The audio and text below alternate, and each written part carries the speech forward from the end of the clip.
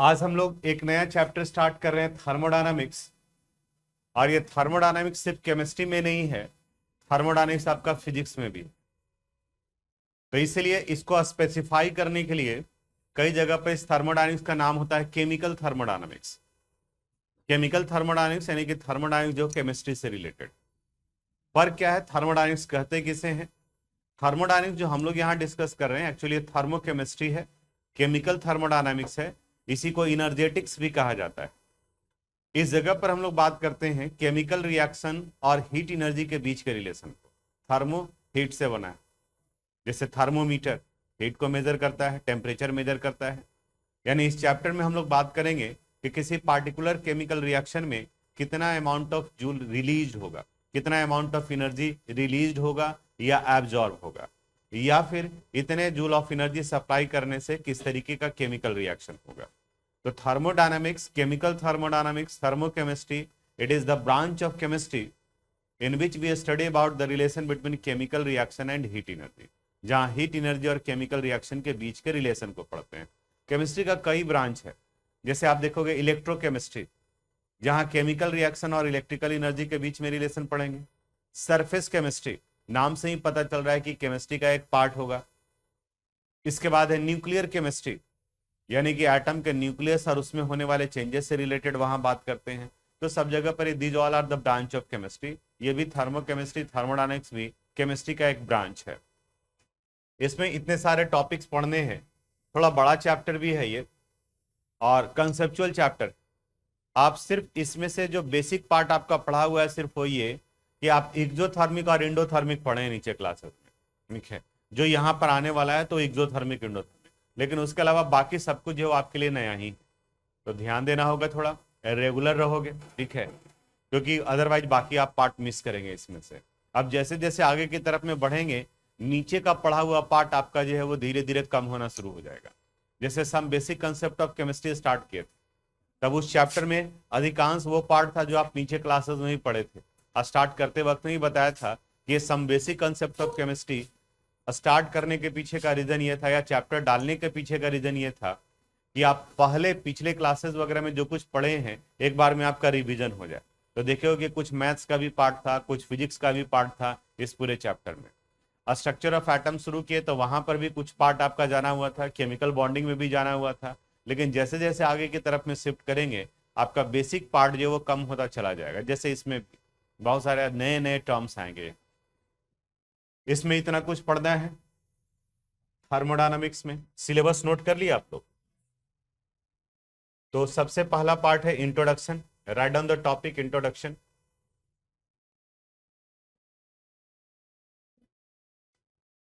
Introduction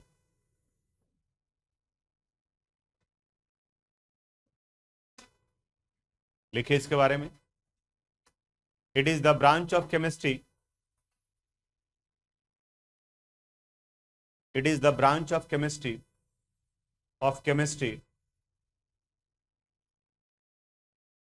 which deals the relation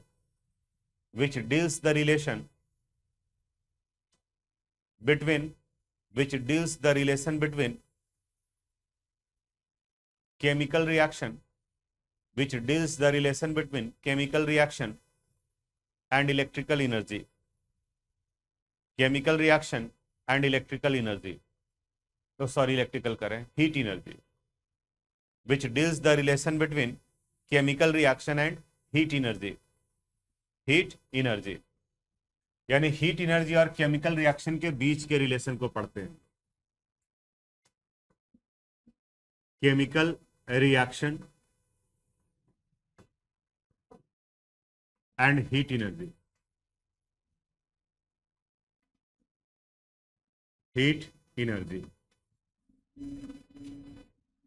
इसी में एक लाइन और जोड़ लो पहले। It is also known as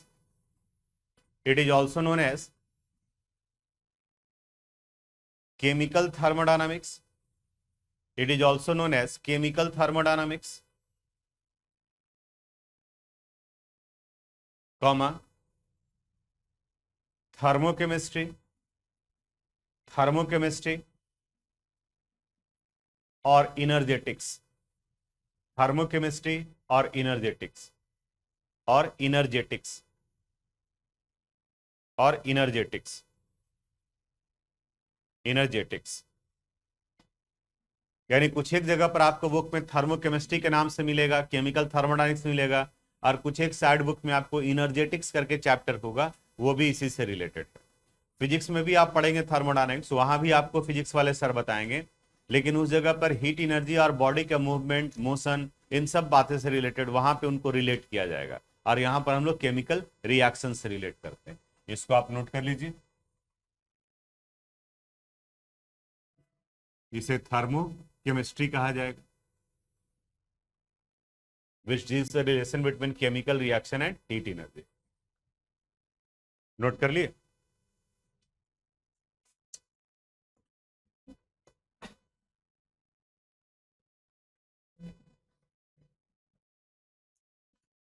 इसके बाद का नेक्स्ट टॉपिक के लिखिए, सिस्टम, सराउंडिंग एंड यूनिवर्स।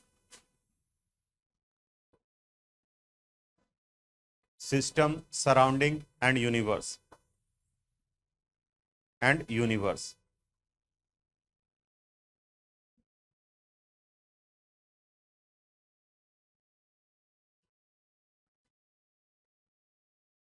सुन लो, फिर लिखवा देते हैं इसके बारे में। यूनिवर्स, इसके बारे में सुने, हम लोग जानते हैं, जितने भी आसपास में जितना कुछ आप सोच रहे हैं, इमेजिन कर रहे हैं, these all are the parts of universe. हमारे देखने का एक लिमिटेशन है, हम कुछ हाइट तक के ऑब्जेक्ट को ही देख पा सकते हैं, कुछ दूर तक के ऑब्जेक्ट को ही देख पाते हैं, लेकिन यूनिवर्स उससे कहीं बड़ा है। जरा सोचते हैं, अंदाज लगाते हैं उसके बारे में, हमारी जानकारी कितनी कम है उसके बारे में, इसको कंपेयर करते हैं। जैसे अभी तक ह्यूमन बीइंग्स, हमारे सैटेलाइट मून तक गया है, हम सैटेलाइट को भेज पाए हैं अपने नजदीक के, सबसे नजदीक के प्लैनेट मार्स तक। हो सकता है आने वाले समय में पॉसिबिलिटी हो कि कोई वैज्ञानिक भी वहां तक पहुंच पाए, मार्स तक पहुंचेंगे, और थोड़ा सा साइंस डेवलप करेगा, उसके बाद वाले प्लैनेट्स पे जाएंगे, उसके बाद वाले प्लैनेट्स पर जाएंगे, तो एक समय ऐसा आएगा कि हम अपने सोलर सिस्टम के सारे प्लैनेट्स पर मूव कर सकते हैं। ठीक, तो हमारा एक सोलर सिस्टम कंप्लीट हुआ।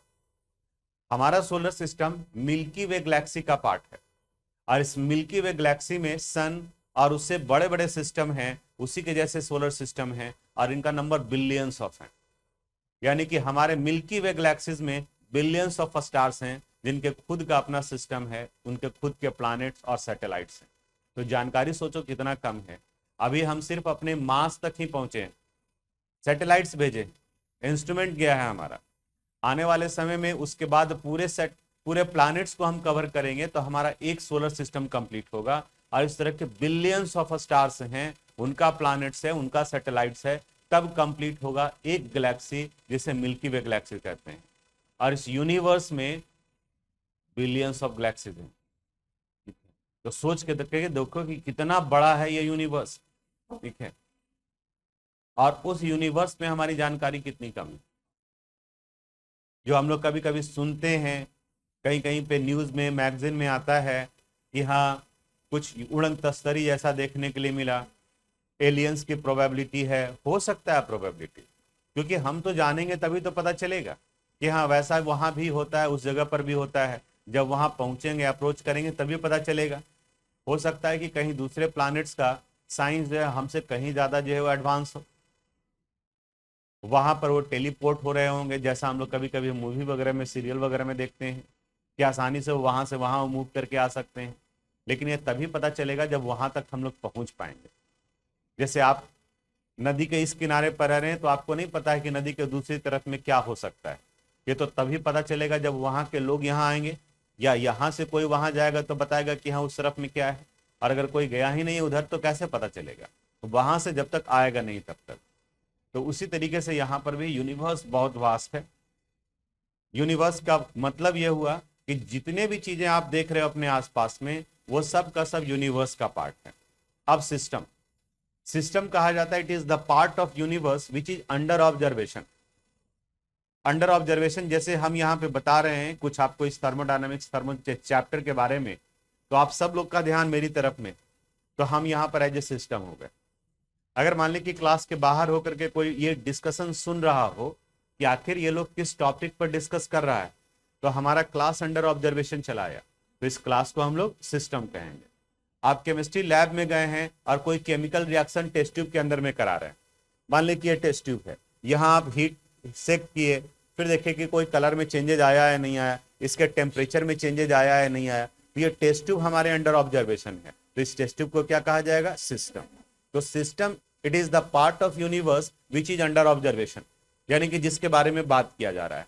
और इसके अलावा rest part of the universe is called surrounding, यानी कि पूरे यूनिवर्स में दो पार्ट है, एक सिस्टम और दूसरा सराउंडिंग। सिस्टम जिसके बारे में बात कर रहे हैं विच इज अंडर ऑब्जर्वेशन, और उसके अलावा यूनिवर्स के जितने सारे पार्ट होंगे वो सब का सब सराउंडिंग कहा जाएगा। जैसे यहां अगर हम सिस्टम हैं तो आप सब लोग किसके पार्ट हैं, सराउंडिंग के पार्ट हैं, और हम और आप मिल करके इस यूनिवर्स को कंप्लीट करते हैं। लिखा जाए इसके बारे में, पहले यूनिवर्स लिख करके डैश दो, यूनिवर्स लिखे, the vast surrounding space, the vast surrounding space, vast surrounding space around the earth, around the earth, which includes everything, which includes everything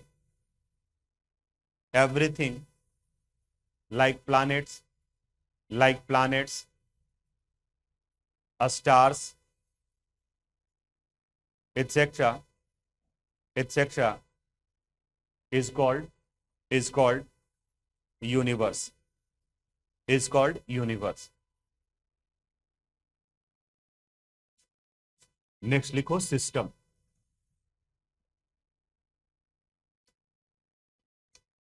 system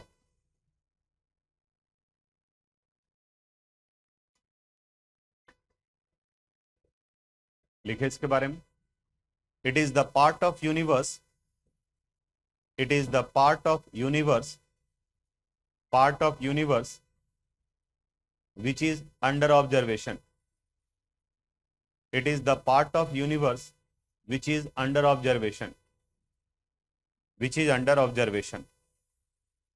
under observation.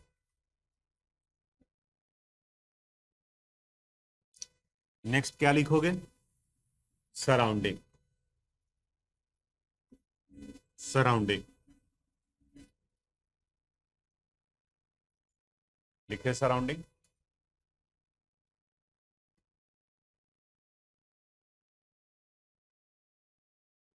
लिखे, the rest part of universe, the rest part of universe, excluding the rest part of universe, excluding the system, the system is called surrounding,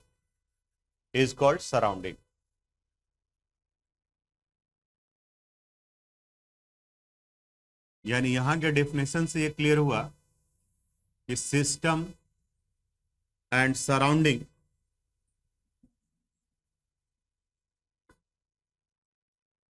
ये combine कर किसका formation कर लेता है, universe का formation करता है। नोट कर लीजिए।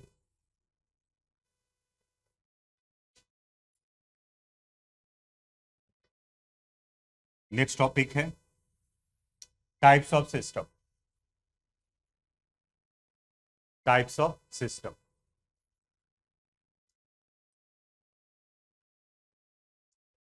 सुन लो फिर लिखवा देंगे। सिस्टम और सराउंडिंग ये दोनों मिलकर यूनिवर्स का फॉर्मेशन करते हैं, यानी कि ये दोनों यूनिवर्स के पार्ट हैं। तो एक्सचेंज भी सिस्टम और सराउंडिंग के बीच में ही होता है। जैसे इस क्लासरूम के हम दो पार्ट हैं, टीचर और आप स्टूडेंट्स, तो जो भी एक्सचेंज होगा आइडियाज़ का, इंफॉर्मेशन का, नॉलेज का, वो हमारे और आपके बीच में आएगा। ठीक है, आप कुछ शेयर करेंगे, हम कुछ शेयर करेंगे, इस अनुसार से होता है। तो यहाँ एक्सचेंज होता है एनर्जी और मैटर का। वैसे सिस्टम जिससे एनर्जी और मैटर दोनों एक्सचेंज होते हैं सराउंडिंग के बीच में, एक्सचेंज करने का मतलब आदान प्रदान होता है, यानी सिर्फ सिस्टम से बाहर नहीं निकलना, सराउंडिंग से सिस्टम में भी आना। तो वैसे सिस्टम को ओपन सिस्टम कहते हैं। जहां सिर्फ एनर्जी का एक्सचेंज होता है उसे क्लोज सिस्टम कहते हैं, और जहां ना तो एनर्जी और ना ही मैटर का एक्सचेंज होता हो उसे आइसोलेटेड कहा जाता है। एक सिंपल एग्जांपल से समझाते हैं आपको।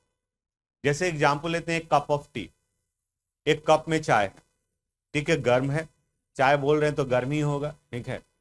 अब ये चाय है, आप देखते हो कि ये जब गर्म है तो यहां से वेपर भी बाहर निकल रहा है, यानी कि ये मैटर ही जा रहा है। चाय बोले यहाँ पे तो ये आपके अंडर ऑब्जर्वेशन चला है, यानी कि ये क्या हो गया, सिस्टम। इसके अलावा बाकी का जो रेस्ट पार्ट है वो सराउंडिंग। तो यहाँ से वेपर बाहर निकल रहे हैं, सिर्फ वेपर ही बाहर नहीं निकल रहे हैं, सराउंडिंग से कुछ मटेरियल इसके अंदर भी जा रहा है। खुला है तो डस्ट पार्टिकल इसके अंदर में आ रहे होंगे, कुछ बड़े पार्टिकल हैं जो हमें दिख जाते हैं, जैसे कहीं हवा तेज चल रहा है तो कुछ आकर के इसमें गिरा तो आप निकालते हैं उसे, या फिर देखते हैं कि नहीं पीने लायक है, मच्छर गिर गया है, मक्खी गिर गया है, इसका मतलब मटेरियल भी आ रहे हैं यहाँ पर। उसके साथ साथ आप बताओ तो कि अगर 5 मिनट के बाद में फिर इसका टेम्परेचर हम ऑब्जर्व करेंगे तो जो पहले था वही रहेगा या चेंज कर जाएगा? इसका मतलब एनर्जी भी एक्सचेंज हो रहा है। तो ये ओपन सिस्टम का एग्जाम्पल। अब क्या करते हैं, इसी कप ऑफ टी को अब दूसरी बार में इसके ऊपर में एक लीड डाल देते हैं, ढक्कन डाल देते हैं। अब जब आप इसके ऊपर में ढक्कन डाल दोगे तब यहां से मटेरियल ना तो बाहर जा पाएगा और ना ही मटेरियल बाहर से अंदर आ पाएगा, लेकिन टेम्परेचर यही नहीं रहेगा, चेंज करेगा। क्योंकि आप पढ़े होंगे कि हीट का ट्रांसफर 3 तरीके से होता है, कंडक्शन, कन्वेक्शन और रेडिएशन, ये तीनों तरह से होता है। तो हाँ, एक अलग बात है कि खुला है तो तेजी से ठंडा होगा, और जब लगा दिए उसके ऊपर में कवर डाल दिए, लीड डाल दिए हैं, तब इनका रेट जो है वो स्लो हो जाएगा, बट चेंजेज आएगा, देखिए वहां पर भी। तो जब लीड डाल दिए तो सिर्फ एनर्जी का एक्सचेंज हो रहा है, तो इन्हें कहा जाएगा क्लोज सिस्टम। और अगर इसी कप ऑफ टी को हम थर्मस फ्लास्क के अंदर में डाल दिए तो ये कुछ समय तक 100% इंसुलेशन पॉसिबल नहीं है, बट कुछ समय तक ये टेम्परेचर को भी मेंटेन करने की कोशिश करता है। तब ये एग्जांपल किसका हो गया, आइसोलेटेड का। क्लियर हुआ definition? The system which can exchange energy as well as matter with the surrounding is called open system. The system which can exchange only energy, not matter with the surrounding, is called closed system, while the system which can neither exchange energy nor matter with the surrounding is called isolated system. तो लिखते हैं इसके बारे में, topic लिखिए, types of system लिखिए। on account of the exchange of energy, on account of the exchange of energy and matter, exchange of energy and matter, a system can be classified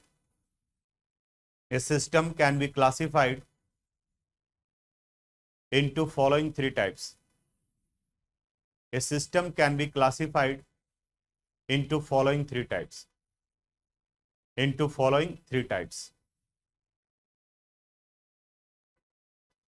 इसमें ए लिखिए, open system.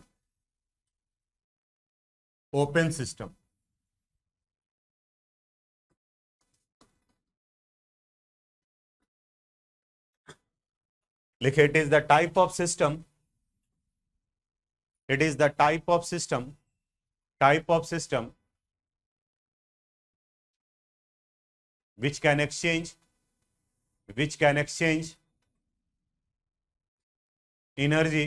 which can exchange energy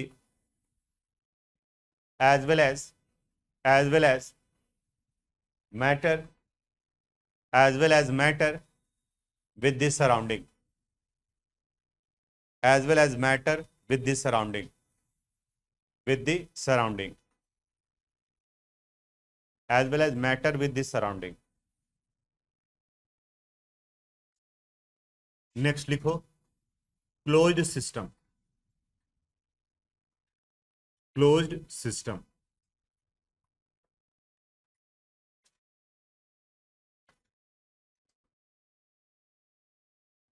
लिखे, it is the type of system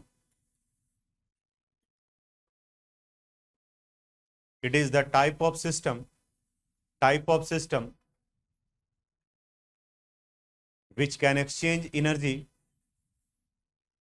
which can exchange energy,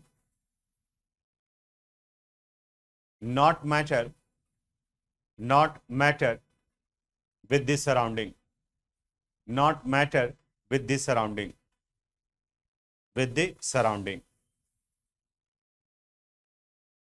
और third लिखो isolated system, isolated system,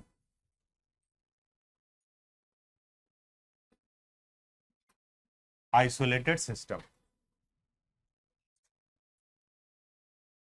लिखे, it is the type of system, it is the type of system which can neither exchange energy,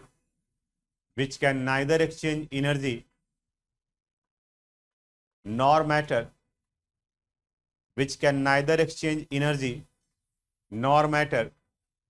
with the surrounding,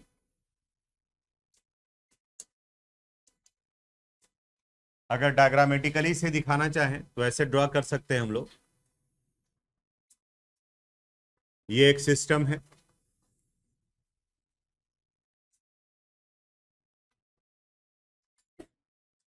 दूसरा ये है,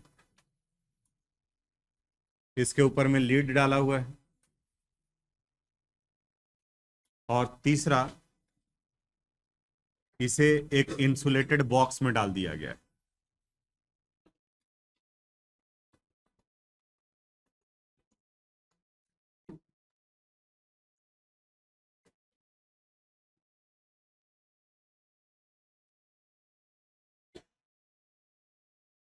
यहां देखोगे तो एक जगह पर एक्सचेंज हो रहा है एनर्जी का भी, एरो दोनों तरफ में है, इसका मतलब बाहर से अंदर भी आ सकता है, और मैटर का। तो बताओ ये किसका एग्जाम्पल हो गया? Open system.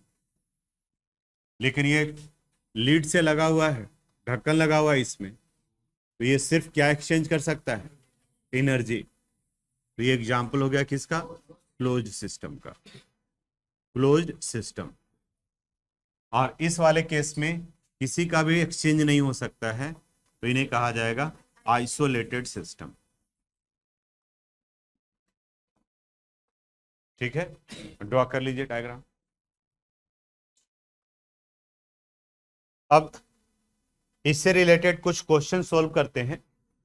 आपको बताना है, हम जैसे कुछ एग्जाम्पल्स लिखवाएंगे, आंसर आप अपनी कॉपी में लिखोगे। आपको ये बताना है कि वो एग्जाम्पल किसका है, ओपन का है, क्लोज का है, आइसोलेटेड का है।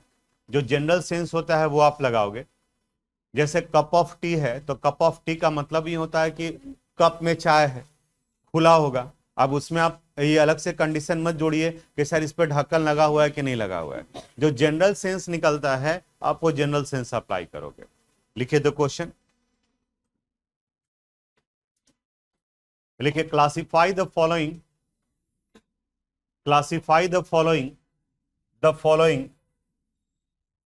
as open, classify the following as open, closed and isolated system. Open, closed and isolated system.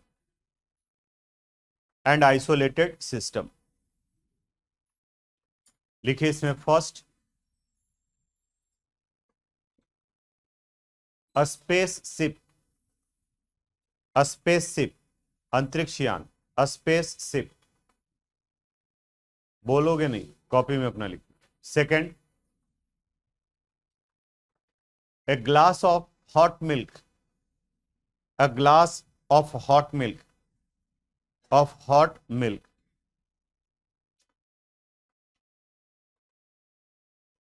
next, a packet of chips,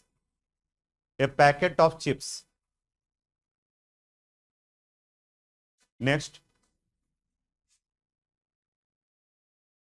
a pouch of dairy milk, dairy milk कहने का मतलब toffee नहीं, dairy milk कहने का मतलब जो सुधा dairy वगैरह से हम लोग जो दूध लेते हैं, ठीक है, वो। A pouch of dairy milk, dairy milk. Next, coffee inside the thermos flask, coffee inside the thermos flask, inside the thermos flask, coffee inside the thermos flask. क्या बोल तो रहे हैं साहब, coffee inside the thermos flask, thermos flask, flask यानी कि container, बर्तन, उसका थर्मस फ्लास्क ही कहा जाता है, हम लोग शॉर्ट में थर्मस बोलते हैं, ठीक है। देखिए इसमें कौन ओपन है, कौन क्लोज है, कौन आइसोलेटेड है। फर्स्ट में क्या था, स्पेसिस, बताओ क्या होगा ये, आइसोलेटेड। सेकंड क्या था, क्या होगा, ओपन सिस्टम। थर्ड क्या था, क्या होगा, चिप्स आइसोलेटेड होता है, क्लोज्ड होता है। चिप्स को आप वो पैकेट जो धूप में रख दीजिए, गर्म हो जाएगा। आइसोलेटेड कहने का मतलब जैसा है वैसा है, उसके टेम्परेचर में चेंजेस नहीं हो, तो वो एग्जाम्पल किसका होगा, क्लोज्ड का। Fourth, pouch of dairy milk, बताओ, ये भी क्लोज्ड। आप फ्रिज में डाल देते हैं तो वो ठंडा हो जाता है, फ्रिज से बाहर निकाल देते तो फिर रूम टेम्परेचर पर वो नॉर्मल हो जाता है, तो यानी ये भी एग्जाम्पल हुआ किसका, क्लोज सिस्टम का। Fifth, coffee inside the thermos flask, तो ये हो गया आइसोलेटेड। बोलो अगर डाउट है कहीं तो। आप चिप्स खरीदते हैं तो आइसोलेटेड रहता है क्या, सोच के देखो ना, तो आइसोलेशन, आइसोलेटेड सिस्टम बनाने के लिए उसके चिप्स के पैकेट का ही दाम जो है चिप्स से ज्यादा हो जाएगा, ठीक है। तो ये हो गया, आगे बढ़े हम लोग।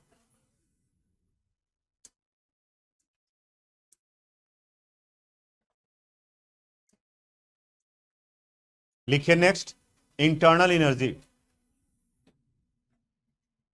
Internal energy.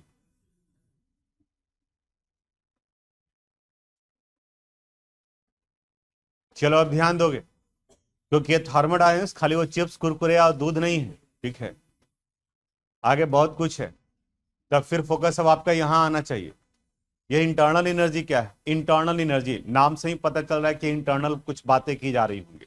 जैसे मेरे हाथ में स्टाइलस है, अब जैसे हम बोले कि मेरे हाथ में स्टाइलस है, तो आप सबका ध्यान यहां चला गया, तो बताओ इसे क्या कहा जाएगा, system, because it is under observation, ये ऑब्जर्वेशन में चला आया। अब कहा गया कि इस स्टाइलस में जितने भी फॉर्म ऑफ एनर्जी हैं उन सब के सम को हम लोग इंटरनल एनर्जी कहते हैं। अब इसमें कितने फॉर्म ऑफ एनर्जी, कौन कौन सा एनर्जी हो सकता है, कुछ एक एनर्जी का हम लोग एग्जाम्पल बताते हैं। जैसे स्टाइलस इस हाइट पर है, पोटेंशियल एनर्जी होगा। इस स्टाइलस के कंस्टिट्यूएंट्स मॉलिक्यूल होंगे, तो उनके एनर्जी को मॉलिक्यूलर एनर्जी कहा जाता है। सारे मॉलिक्यूल्स को कैलकुलेट करेंगे, उनके एनर्जी को निकालेंगे, फिर जोड़ेंगे तो वो मॉलिक्यूलर एनर्जी होगा। हर एक मॉलिक्यूल के कंस्टिट्यूएंट एटम्स होते हैं और उसके एनर्जी को एटॉमिक एनर्जी कहा जाएगा। हर एक एटम में इलेक्ट्रॉन होगा और उसके एनर्जी को इलेक्ट्रॉनिक एनर्जी कहा जाएगा। इलेक्ट्रॉन चारों तरफ में मूव कर रहा है, अपने एक्सिस पर भी घूम रहा है, इसका मतलब यह हुआ कि उसमें सर्कुलर मोशन भी है, रोटेशनल मोशन भी है, वहां पे उनका एनर्जी निकालेंगे। ये वाइब्रेट भी करता है, यानी वाइब्रेशनल एनर्जी भी निकालेंगे। अब सोच करके देखो, यहाँ के एटम का कुछ अलग होगा वैल्यू, यहाँ के एटम का कुछ अलग होगा वैल्यू, और इन सारे फॉर्म ऑफ एनर्जी और भी सोचते चले जाओगे तो और भी एनर्जी का फॉर्म आता जाएगा, सरफेस एनर्जी भी होता है, वो भी आएगा यहाँ पे। उन सब को अगर हम ऐड कर दें तब वो इंटरनल एनर्जी के बराबर होगा। It means it is not possible to determine the internal energy of a system. जैसे किसी भी व्यक्ति का एग्जैक्ट वैल्यू आप नहीं बता सकते हैं।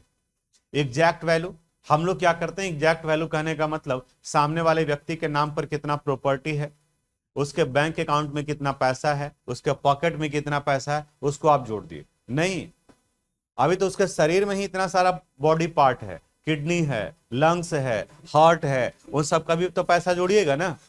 एक चलता फिरता आदमी जो है वो करोड़ों का सामान लेके चल रहा होता है।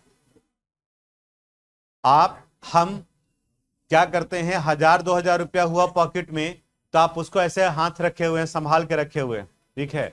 और करोड़ों का सामान चल रहे हैं तो ऐसे ही लेकर के चल रहे हैं, ठीक है।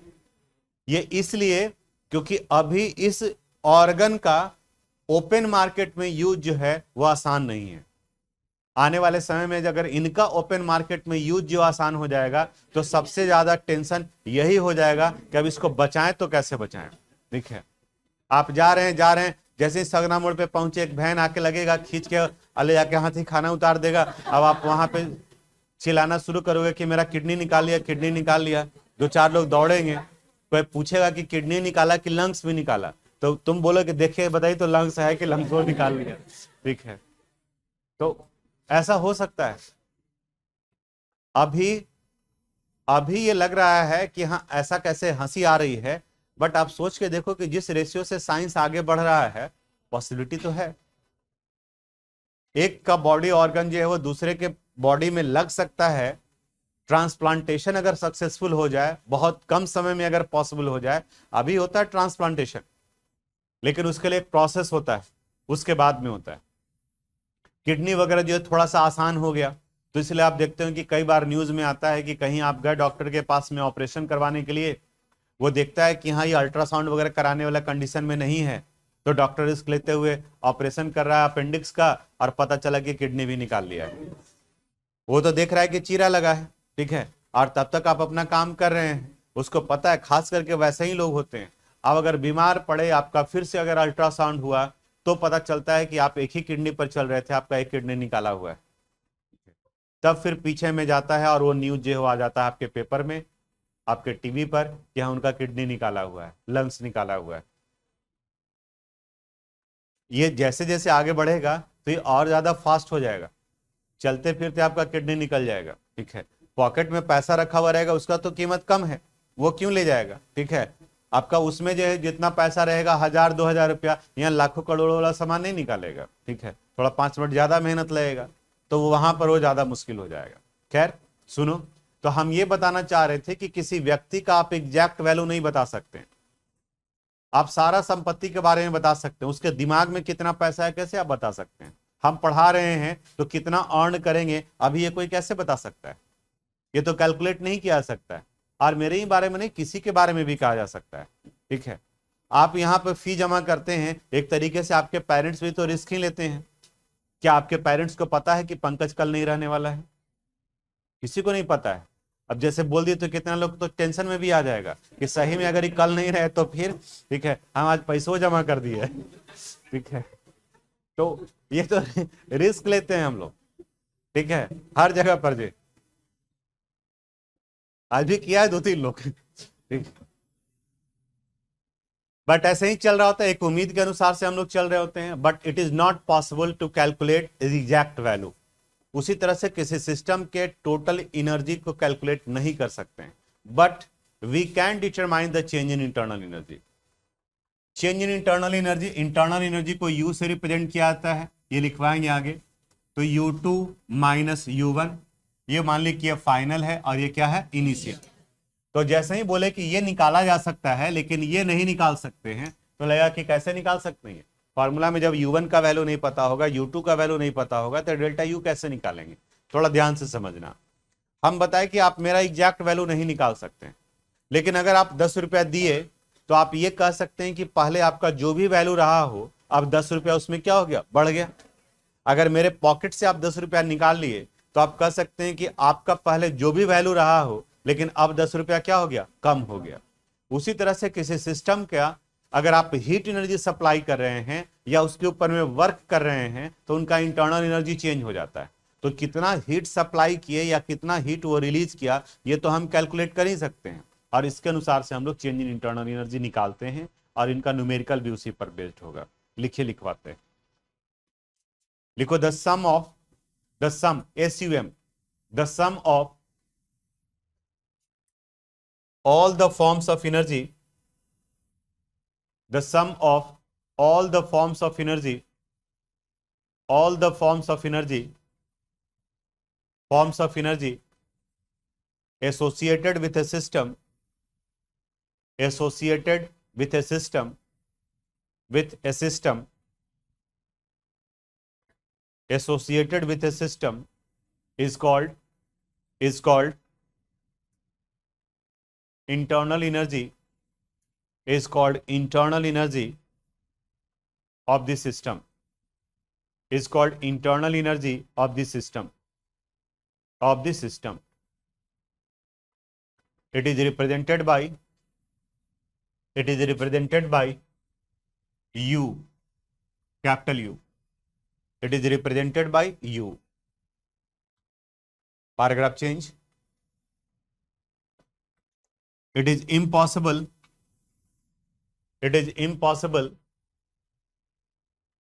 to determine the internal energy,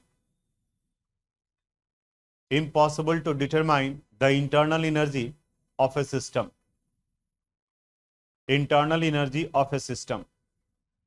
system, but we can determine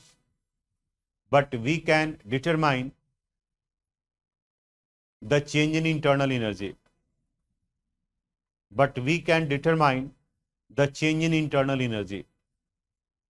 internal energy, paragraph change करके लिखो let us consider the internal energy of a system, is U1. Internal energy of a system is U1. Full stop. On supplying Q joule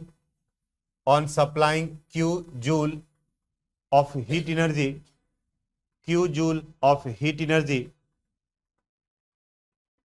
and on doing W joule of work, the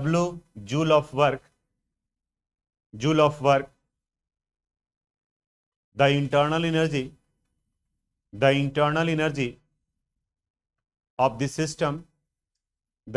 energy of the system, become U2. The internal energy of the system become U2. देखिए अब यहां board पे यहां कह रहा है कि मान लिए कि U1 इंटरनल एनर्जी है और इस सिस्टम में Q joule of heat energy supply किया और W जूल ऑफ वर्क किया, तो अब इनका इंटरनल एनर्जी वैल्यू कितना हो गया? U2. तो हमें चेंज इन इंटरनल एनर्जी निकालना है. Delta U is equal to क्या होता है? U2 minus U1. ध्यान से देखना, U1 में Q ऐड किए हैं, W ऐड किए हैं, तब वो किस में कन्वर्ट कर गया? U2. तो देखो, तो U2 की जगह पर U1 plus Q plus W लिख सकते हैं U2 की जगह पर, और माइनस क्या हो गया? U1. देखो तो ये U1 और ये U1 दोनों कैंसिल हो गया, प्लस माइनस बचा हुआ क्या रह गया? Q plus W. तो Q तो हम लोग कैलकुलेट कर ही सकते हैं, W कैलकुलेट कर ही सकते हैं, इसका मतलब change in internal energy value क्या हो सकता है? निकाला जा सकता है. We can not determine the value of U1 and U2, but we can determine the value of delta U by using the value of Q and W. Note कर लीजिए इसको.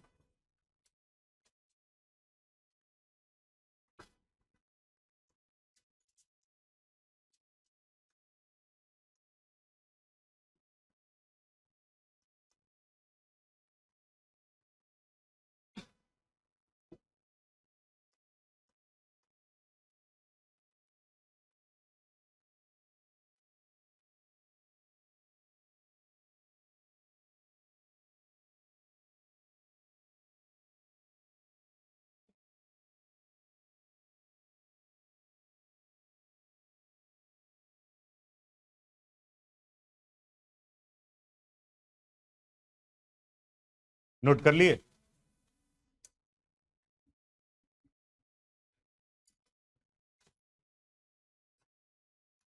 नेक्स्ट लिखो टॉपिक साइन कन्वेंशन।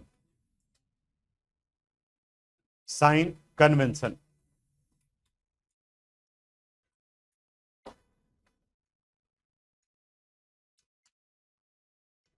सुनोगे थोड़ा सा sign convention क्या है?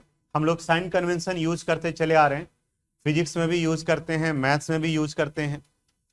जैसे आप याद करो, फिजिक्स में लाइट से रिलेटेड जो क्वेश्चन बनाते हैं आप, मिरर फार्मूला या लेंस फार्मूला यूज करते हैं, तो वहां बताया गया होगा आपको कि ओरिजिन से राइट साइड की तरफ में जो भी डिस्टेंस मेजर करते हैं वो पॉजिटिव होता है, लेफ्ट की तरफ जो मेजर करते हैं निगेटिव, ऊपर की तरफ पॉजिटिव और नीचे की तरफ निगेटिव।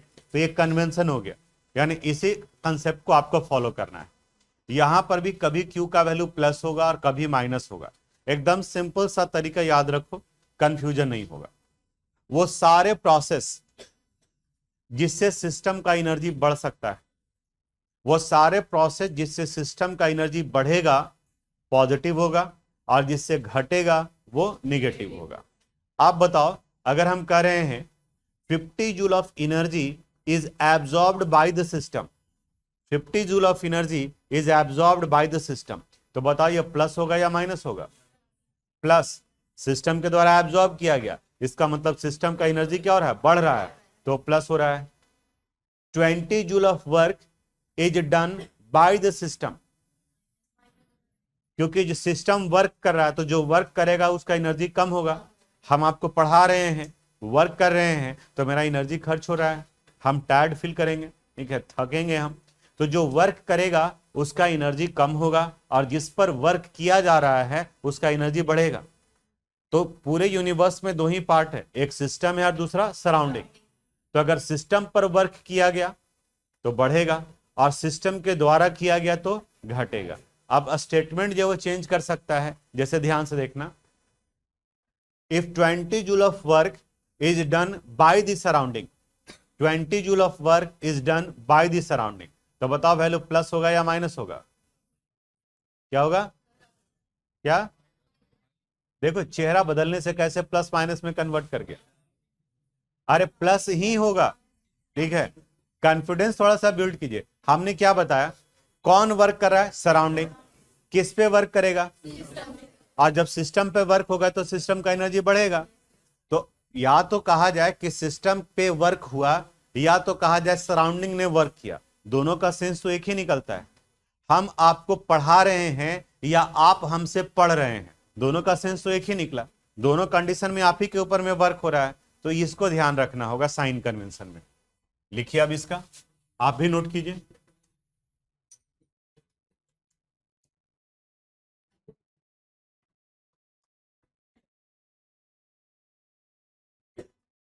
अगर प्लस क्यू तब होगा जब heat is absorbed by the system,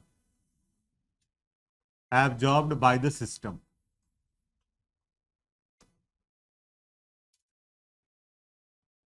minus Q होगा heat is released by the system, या ये भी कह सकते थे heat is absorbed by the surrounding, तो वहां minus Q, plus W, work is done on the system, on the system,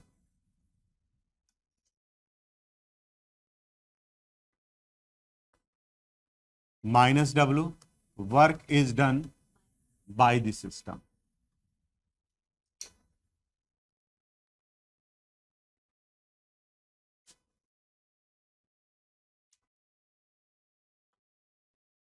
numerical बनाते वक्त में इन सब का जरूरत पड़ने वाला है आगे। नोट कर लिए? कर लो आज।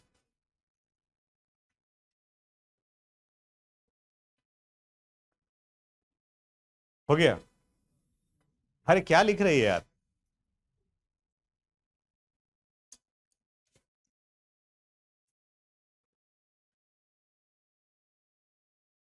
यहां क्वेश्चन देखिए, इसे हम सोल्व करते हैं, आप देखोगे, और इसके बाद वाला क्वेश्चन आपको देंगे सोल्व करने के लिए। यहां कर रहा है on supplying 10 kilo joule of heat energy a system does work equivalent to 500 joule, determine the change in internal energy. On supplying 10 kilo joule of, पूरा सेंटेंस पढ़ोगे तब जाकर के सेंस निकलेगा। On supplying 10 kilo joule of heat energy, यानी कि जब 10 kilo joule heat energy दिए तो एक सिस्टम 500 जूल वर्क किया, यानी कि वर्क कौन कर रहा है? सिस्टम। और एनर्जी किसको दिया गया? सिस्टम को ही। तो आप बताओ यहां पे इस क्वेश्चन के अनुसार से, अकॉर्डिंग टू क्वेश्चन, Q का वैल्यू बताओ, प्लस होगा या माइनस होगा? प्लस। कितना? 10 किलो जूल। W का वैल्यू बताओ, माइनस 500 जूल। और किसका वैल्यू निकालने के लिए कहा जा रहा है? डेल्टा U का। डेल्टा U के लिए फॉर्मूला क्या यूज करते हैं हम लोग? Delta U is equal to Q plus W। ध्यान से फिर से देखो, on supplying 10 kilo joule of heat energy a system does work equivalent to 500 joule, यानी कि जब 10 किलो जूल एनर्जी सप्लाई करते हैं तब कोई सिस्टम 500 जूल वर्क करता है। तो आपको चेंज इन इंटरनल एनर्जी निकालना है। यहाँ न्यूमेरिकल सोल्व करते वक्त में यूनिट सेम होना चाहिए। यहां देख रहे हो किलो जूल है और यहां क्या है? जूल। तो आप ऐड या सब्ट्रैक्ट नहीं कर सकते हैं, या तो इसे जूल में कन्वर्ट कर दो या फिर इसे क्या कर दो? किलो जूल में। दोनों का यूनिट सेम होना चाहिए। अगर मान लें कि इसे जूल में कन्वर्ट करते हैं तो आ जाएगा प्लस 10,000 जूल। अब इसके वैल्यू को पुट करेंगे, जहां Q है उसकी जगह पर क्या आ जाएगा? 10,000 माइनस 500, कितना वैल्यू आ गया? 9,500 जूल, या इसी को हम लोग 9.5 किलो जूल कर सकते हैं। It is the change in internal energy. बोलो कोई दिक्कत? नोट कर लीजिए, क्वेश्चन भी लिख लीजिएगा।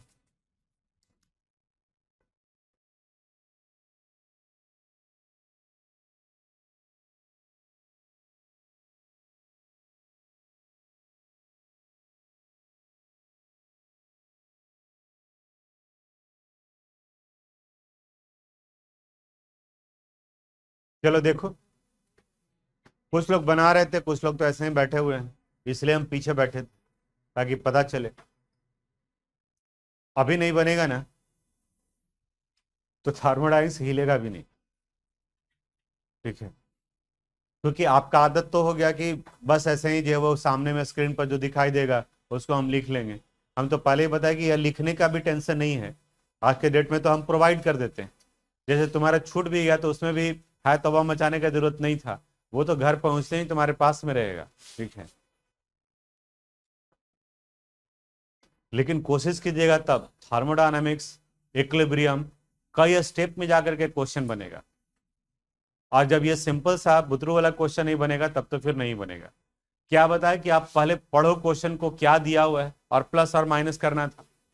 यहां दिया हुआ है the change in internal energy of a system is 3.5 kilo joule. तो according to question change in internal energy का वैल्यू दिया हुआ है 3.5 किलो जूल। कह रहा है if the system absorb 5 kilo joule, if the system absorb 5 kilo joule of heat energy, तो बताओ Q का वैल्यू प्लस में या माइनस में? तो यहां Q का वैल्यू हो गया प्लस 5 किलो जूल। तो आपसे पूछा जा रहा है work done and its direction. Direction W के वैल्यू पे डिपेंड करेगा। अगर W का वैल्यू प्लस में है इसका मतलब work is done on this system, अगर W का वैल्यू माइनस में है तो work is done by the system. तो सोल्व करते हैं हम लोग, ये भी किलो जूल है, ये भी किलो जूल है, तो आप छोड़ सकते हो किलो जूल में भी। अगर अलग अलग यूनिट रहता है तब चेंज करना जरूरी है। आप जूल में कन्वर्ट कर लिए हैं तो उसकी वजह से वो गलत नहीं होगा, वो भी सही है। फॉर्मूला लिखो, delta U is equal to Q plus W, 3.5 is equal to 5 plus W। Therefore W would be equal to, बताओ क्या हो जाएगा? 3.5 माइनस 5, यानी वैल्यू माइनस 1.5 किलो जूल। अब यहां वर्क डन का वैल्यू माइनस में आ रहा है, क्या इंडिकेट करता है? Work is done by the system. तो यहां इतना करने के बाद में नीचे लिखना पड़ेगा आप जगह छोड़ के लिखिए जो हम स्टेटमेंट लिखवाना चाह रहे हैं। लिखिए, क्या लिखना होगा? लिखो the negative value of W, the negative value of W indicates that the work is done by the system. The work is done by the system. Work is done by the system. By the system. यानी negative आया, इसका मतलब system के द्वारा work किया गया है। इसके बाद में आप नोट कीजिएगा, देखिए अगले क्लास में हम लोग ये स्टार्ट करेंगे work done in terms of pressure and volume. पहले मैथमेटिकल डिराइवेशन है फार्मूले का, मैथ्स का कंसेप्ट अप्लाई होगा, एरिया का क्या फार्मूला होता है, वॉल्यूम का क्या फार्मूला होता है, जो 7th 8th वगैरह में पढ़े होंगे। अगर पढ़े होंगे तो दिमाग में आएगा, ठीक है, पढ़ना चाहिए था उस वक्त में, ठीक है। बाकी जिन लोगों से क्वेश्चन नहीं बना था उनके लिए स्क्रीन पर ये तो अगले क्लास में बताएंगे ही। कॉपी या बुक देख करके आप आओगे तो थोड़ा आपके लिए ज्यादा बेहतर हो जाएगा। यहाँ फार्मूला हम लोग डिराइव करेंगे, W = -P × डेल्टा V, वो वाला पार्ट आएगा। जिन लोगों का बाकी था वो यहाँ से नोट कर सकते हैं। Thanks for watching this video. अगर आपको कोई प्रॉब्लम है, अगर किस तरह का समझने में कोई दिक्कत है तो आप मुझे मैसेज कर सकते हैं। हम अपनी तरफ से पूरी कोशिश करेंगे उसे रिप्लाई करने के लिए। अगर आपको ये वीडियो पसंद आया हो तो प्लीज़ इसे लाइक करें, सब्सक्राइब करें एंड शेयर करें। Thank you very much.